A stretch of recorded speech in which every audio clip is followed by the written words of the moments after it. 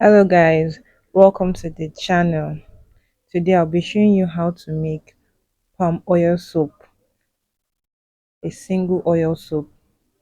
We're going to start by measuring out our water to dissolve some sugar. I'm going to be adding about 1 tablespoon of sugar. This sugar is going to add bubbles and lather to our soap because we are not adding any coconut oil or palm kernel oil to give our soap that bubbliness. I'll be using 200 grams of palm oil today. So for every 200 gram of oil, you can add 1 tablespoon of sugar. Now I'm going to go ahead and measure my lye, also known as caustic soda, also known as sodium hydroxide. I'm going to measure my lye in this paper because I'm going to dispose of it.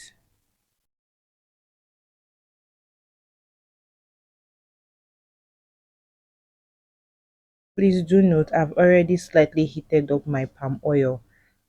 I slightly bleached it, just slightly. But if you want, you can also bleach your own palm oil completely, both chemically or you can bleach it on fire. Now, this is me adding my sodium hydroxide or my caustic soda in my liquid solution. Please do well to wear your gloves and add your lye to your water little by little because it gets very hot. It gets very hot. As you can see, the water is changing color a little bit to brown because the sugar in the water is caramelized already, because the heat coming from the caustic soda is a lot. So make sure you stir it and dissolve it. I'm going to keep it aside for 30 minutes to cool down because it's too hot. Now it has completely cooled down. I'm going to add it to my palm oil. Do well to stir your lye solution in your palm oil very well, and you have to do it very fast because palm oil is a hard oil. It's what makes most bar soap hard. You have to turn it very fast until it gets to this gel like texture. Make sure you get all the corners. Now I'm going straight to transfer it to my mold after mixing it very well. You can see it's very thick. It's even getting very hard to come out of my cup. So I'm going to tap it. Tap your mold very well to remove the excess air bubbles in the soap, and you can see I'm smoothing the top now. Tap it more if you see any air bubbles in the bottom.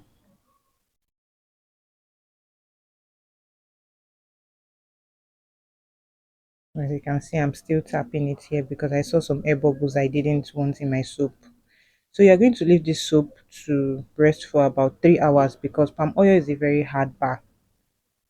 3 hours for a small batch, or you can leave it for up to 5 hours for a big batch. So this is it. Hours later, this is my soap. It got very hard on time. I left it for about 5 hours, which I wasn't supposed to do because I went out and I forgot. So my soap became very strong and very hard because palm oil.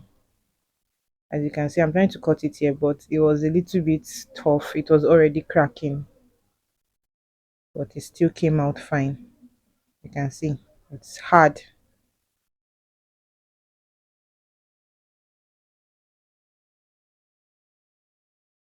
You can also get smaller molds to put in your soap so you don't need to cut it. So you can leave it for as long as you want, as long as you can pop it out of your mold easily. Now we're going to go try out our soap, see how bubbly it is. If our sugar worked fine, as you can see, the sugar helped us to get more bubbles and a little bit of lather. Because if you had used the palm oil alone, it wouldn't have given you as much bubbles as you are seeing in the video right now. As you can see, I actually like this soap. I really like this single oil soap. If you like fragrance, you can do well to add a little bit of fragrance to yours. I didn't add to mine. I left it unscented.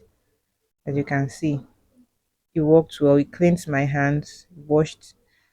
So next, I'm going to try it with a fabric. So this is me here washing a scarf. As you can see, it's working perfect. I love it. You can see this, the lather is just beautiful. I never knew palm oil soup can give this much lather on its own. Thank you for watching.